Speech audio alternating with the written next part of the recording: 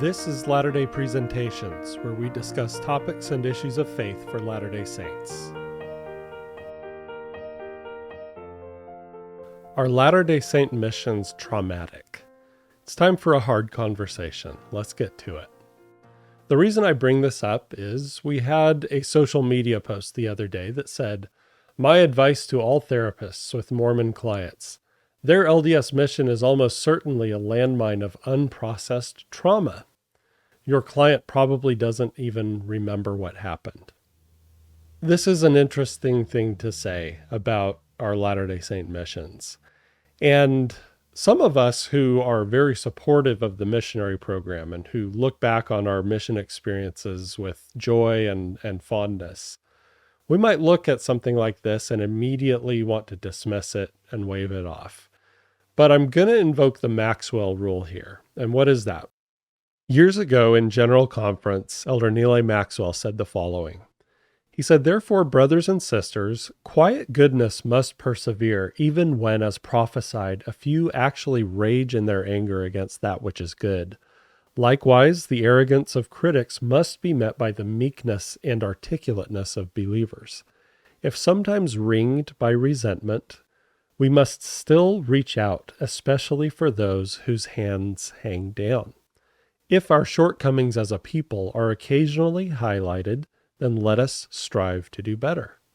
Again, we might look at this social media post and get defensive, but let's ask this question. Is there some validity to what he is saying? Let's talk through this. Now, when we approach the question of whether or not missions are traumatic experiences, part of that depends on how we define the word trauma. Concept creep describes our tendency to expand the meanings of terms way beyond their useful meaning, and that might be at play in these discussions of missions and trauma. So here we have 3 examples of articles where commentators are asking questions about how we define the word trauma. One from the New York Times, "If everything is trauma, is anything?" And no, that's not a trauma response. And the problem with describing every misfortune as trauma. Again, these are people who are spotting a tendency that might be unhelpful. If you are a therapist, for example, and you have a client who comes in and has been on social media seeing every difficult human experience described as trauma, then you might have trouble helping your client to see that a lot of difficult experiences in life are just normal human experience, not necessarily trauma. Now let's ask a very blunt question. Are missions difficult? Yes, they are. Are they sometimes difficult beyond a missionary's ability to process in a healthy way? Sometimes yes. And what other human experiences are like that? Well, public schooling, athletics, military service, employment, university life, and romantic relationships are all kinds of human experiences that people often are not able to process in a healthy way. But let's talk about missions. And here I'm going to tell a personal story from my mission. And I think it speaks to the validity of people's concerns about the difficulty of missions. This picture is an area of my mission in Brazil, where my companion and I used to walk the streets, tracting, looking for people to teach. At one point, we came across a family, and we saw a small child who was washing clothes in an outdoor wash basin. And this was a cute little boy, and we talked with him. He introduced us to his parents and his siblings. He had 3 other little siblings. And we became good friends with this family, and we started to teach them the discussions. Back in that time period, I believe there were 7 missionary discussions that we used to teach. So we taught them the first 2 discussions, and those went amazingly well. And there was just this beautiful feeling every time we taught them. And the mother in this home had a countenance of difficulty. You could see that she had had a hard life. And when we would come and visit with the family, we always noticed that she would brighten up, and we could see this joy in her countenance with these visits. The night before we were to come and teach them another missionary discussion, the father in this family His name was John. He got drunk and he came home and he murdered his wife. We went to their house not knowing this, and one of this family's neighbors pulled us aside and told us what had happened, and told us that there was going to be a gathering that day at the home of a nearby family member where people were going to gather and talk about what had happened and what to do about it. We went to that gathering. We showed up and there was a crowd of people there. And we talked with some of the people, and John himself actually showed up. And he came up to us and he spoke to me directly. He said, "Elder Ellsworth, my wife died and I can't believe it. I'm so sad."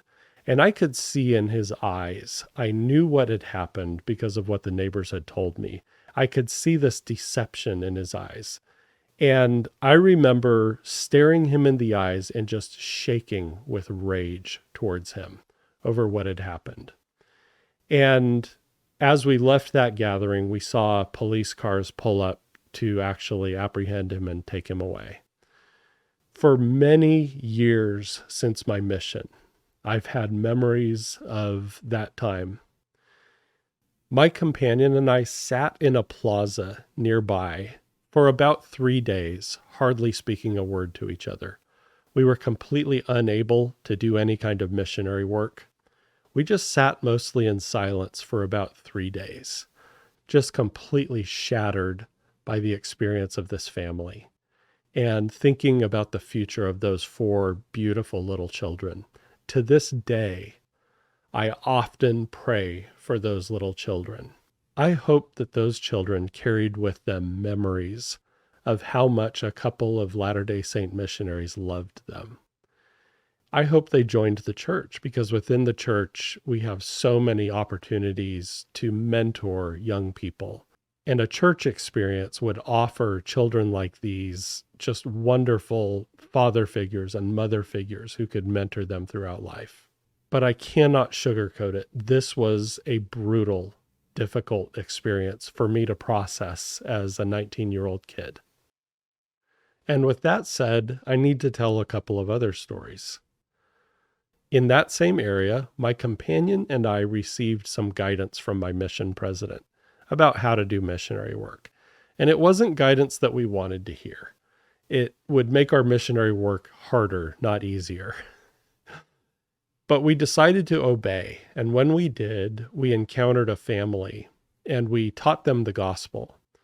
And I remember after they came home from a stake conference in that area, I remember talking with the mother after her children had sung in a stake children's choir in that stake conference, and seeing how much she radiated joy and how much she was rejoicing in things that her children were experiencing in the church.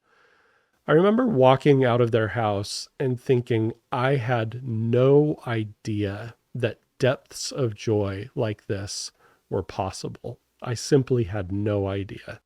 I had had a lot of good experiences in life before my mission. But again, I remember thinking there's no way I could have imagined that this kind of depth of joy was ever possible. And I had more experiences like that in that same area where I had that horrible experience that I just related. So again, I cannot sugarcoat the hard experiences of my mission, but I also can't deny the amazing, profound, wonderful experiences that I had. Here is an excerpt from a book by BYU professor Craig Harline, and it's a mission memoir. And he says, "But I especially get feeling weepy when I catch full sight of big, non-square, De Bruckere Square, and now at last step onto it.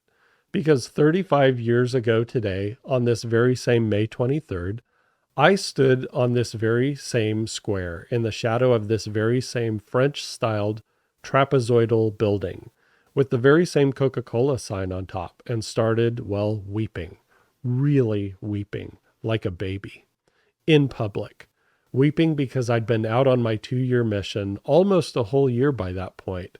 And to put it mildly, things weren't exactly going as planned. That long ago, May 23rd, wasn't just a bad day, which even 19-year-old I was starting to understand was something you might have to expect once in a while from life. It wasn't even just the hands down worst day of my mission, which is saying something, given the line of contenders for that crown. No, it was a catastrophic, ocean liner flipped upside down, universe turned inside out sort of day. The sort you think you'll never get over. The sort that not only single-handedly pops your good dream of a mission, but then goes and leaves a new one in its place, and this one's not good at all. Instead, it's the dream that doesn't show up until a few years after you're back from your mission, but then has the nerve to hang on for about 30 years more. It's the dream so skin-touchingly real that even while you're in the middle of it, you actually tell yourself this is not a dream, but the real, genuine article thing. So don't think you're going to get out of it by waking up or something. Now here he's describing a dream that a lot of Latter-day Saint missionaries have, and I had it for many years after my mission. We dream that we are back in the mission, and it feels very real. And it is something that, depending on the kinds of mission experiences you had, this dream might not be a pleasant dream. For me, returning to my mission in my dream for years after my mission was a very hard experience. And I woke up with an elevated heart rate sometimes, relieved that I'm back in normal life.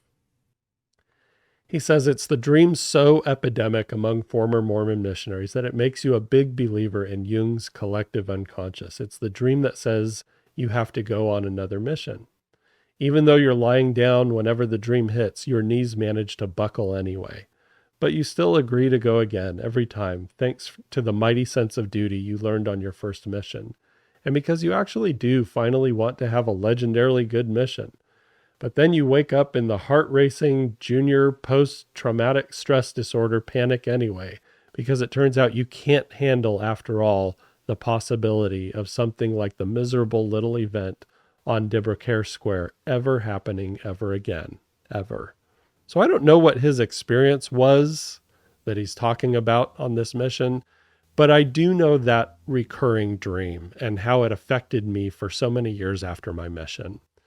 And again, this is an example of somebody who went through something that was extraordinarily difficult on their mission.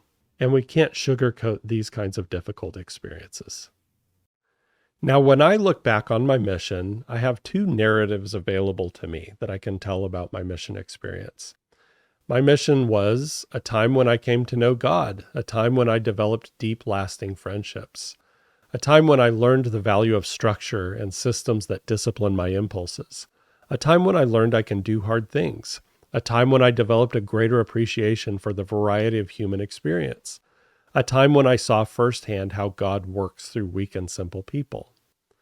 Or I can tell another story. I can think of it as a time of trauma, a time when I was treated poorly, a time when I felt unworthy, a time when I felt inadequate, a time when I felt a lot of disappointment in myself and other people, a time when I and others made a lot of mistakes. Both of these are true. So why do I choose one narrative over the other? To answer that question, I want to turn to the New Testament, to a passage in the Sermon on the Mount that's on my mind a lot. In Matthew 6:22, we read of Christ saying, "The light of the body is the eye. If your eye is healthy, then your whole body will be full of light. If your eye is unhealthy, then your whole body will be full of darkness. If the light in you is darkness, then your whole body will be full of darkness. If the light in you is darkness, how great a darkness it will be." Now, I've said before in some other contexts, when we look at scriptural language of darkness, we're not talking about colors. We're talking about emptiness, like an empty room devoid of light. It's dark not because it's painted a certain color, but because it has no illumination in it. So let's see how this concept applies in a parable later on. In the parable of the laborers in the vineyard, we know the story. A man hires a bunch of people to do work for him. And he hires some people early in the day, and they work up until the end of the day. But he hires some people toward the end of the day as well, and he pays everybody the same. And here we read in the parable, and when they accepted their pay, they murmured against the master, saying, "These last worked 1 hour, and you made them equal to us, who bore the burden and the heat of the day." He replied to one of them, "Friend, I have done no injustice to you. Did you not agree to work for me for 1 silver coin? Take what is yours and go. I want to give to the last worker the same as you. Is it not lawful for me to do what I want with my belongings? Is your eye evil because I am good?" Think about what he's saying here. Here we had a worker who was complaining about other workers receiving the same compensation. But when this worker was hired, this worker was happy to be hired. He would receive compensation. He would be able to put food on the table at his home. He had employment. But at some point, when he became aware of the master's decisions around compensation, his intuitions, his perceptions were poisoned with envy. And it says his eye became evil, right? So why do I bring this up in a discussion of missions? Well, I have these two narratives of my mission experience available to me. If my eye is good, if I'm full of light because I'm living the gospel and I have God's Spirit with me, I'm going to tend to remember the amazing, beautiful, powerful, wonderful experiences of my mission. I'm going to think of my mission experience as a growth opportunity, something that really shaped my life. And all of that is true. If my eye is evil, meaning my perceptions are poisoned, my intuitions are poisoned because I've adopted a victim narrative, or I'm living in a way that I can't really enjoy God's influence anymore, then I'm probably going to reframe my narratives of the past in negative ways. But it doesn't have to be that way. I have choices here as to how I'm going to perceive my experiences. Now, here's an important question to consider. What can we do better, right? Paraphrasing Elder Maxwell, he said, when people claim that we have some shortcoming here or there, let's strive to do better. Well, can we do better? Sure we can. We can understand that people are in different places developmentally, so they will respond to mission experiences differently. I've known people who have responded in all kinds of ways to the mission experience. I know people who served missions, and it seemed effortless to them. Missionary work seemed like something that just came naturally to them, and they loved the entire experience. I was not one of those missionaries. Missionary work was hard for me to do. It got me way outside of my comfort zone. Developmentally, I was kind of in a different place. And I've known people who developmentally just simply were not able to process the mission experience in a healthy way. I have a good friend who I've gone to church with for a while now, who did not serve a mission. In terms of his human development and his spiritual development, when missionary age came, he simply was not ready at all. He embraced the gospel later on in life, and he's one of the most remarkable members of the church that I know. So as we talk about the mission experience, we need to take into account that people are just in different places. And we need to approach discussions of missionary service in ways that really take into account where people are and avoid tendencies to shame and so forth. We can encourage mission experiences that contribute to mental health. Now, here's where I put on my mission president hat. If I were ever a mission president, I would try to provide service opportunities that produce tangible results.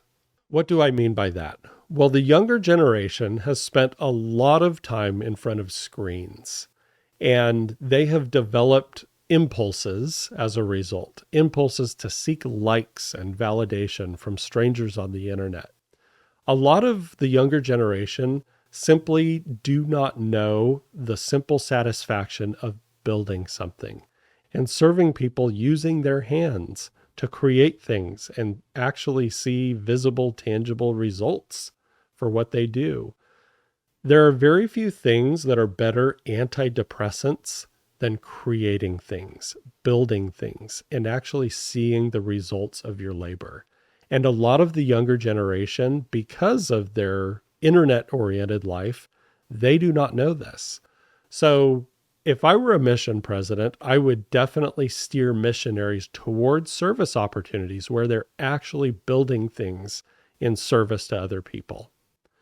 I would allow missionaries to develop and utilize practical skills in service. Again, this is a wonderful, wonderful process for developing people's mental health.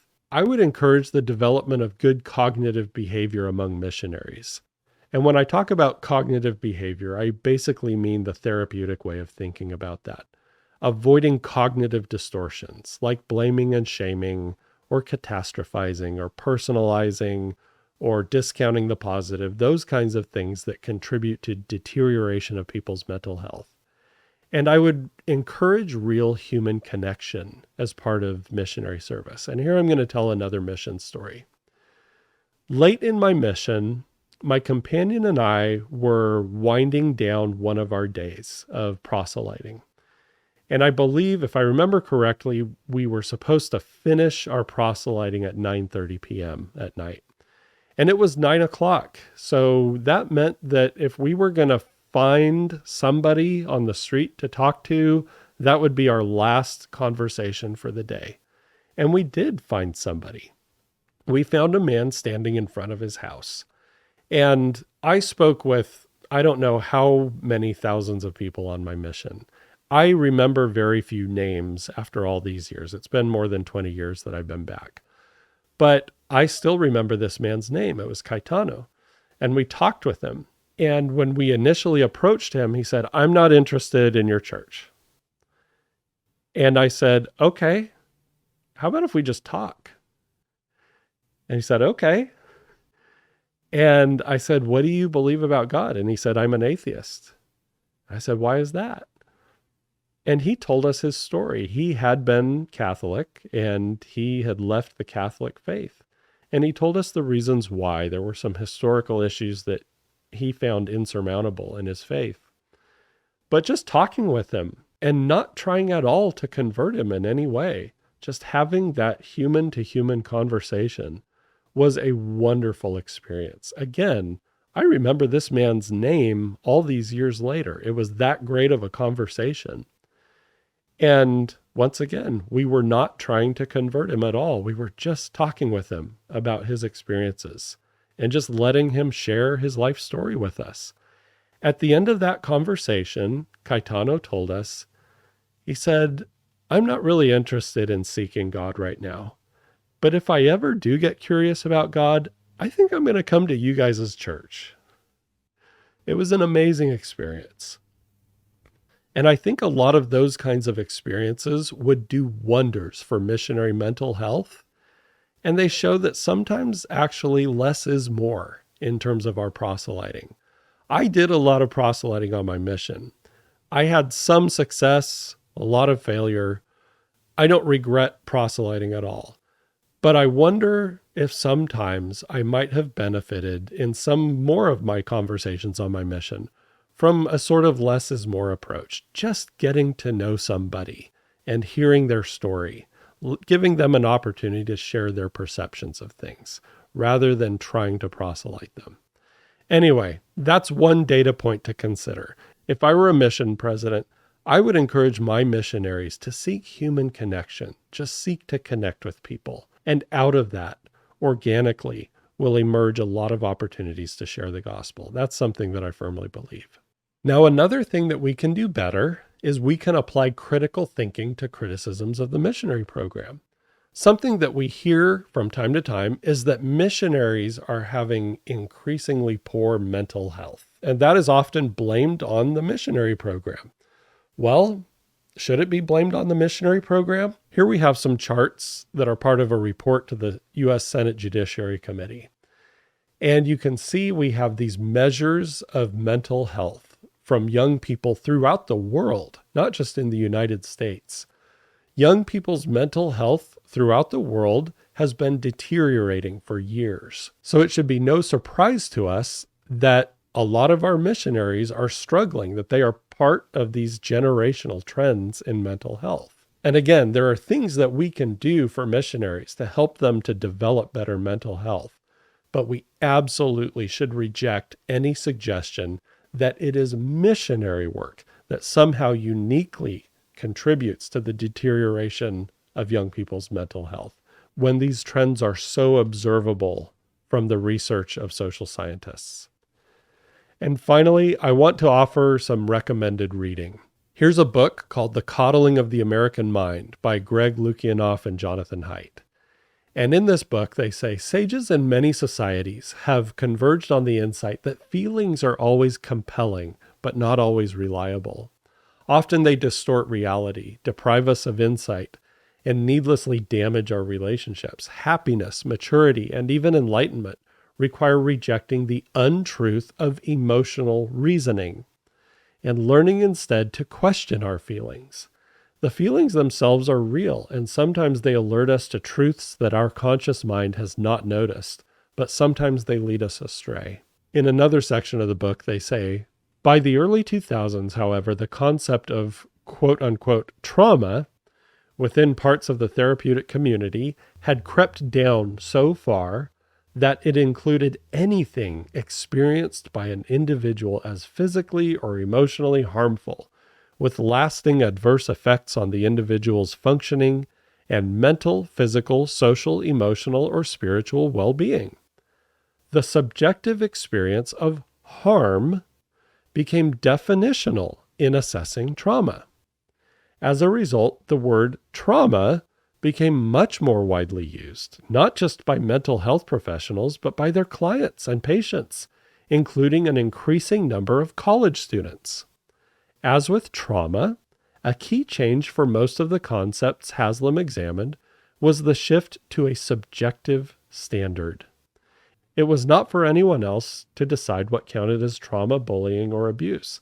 If it felt like that to you, trust your feelings. This book is extremely valuable for helping us to question some of these narratives around mental health and trauma that are so popular in our day and age, and which are being weaponized against the church, especially the missionary program.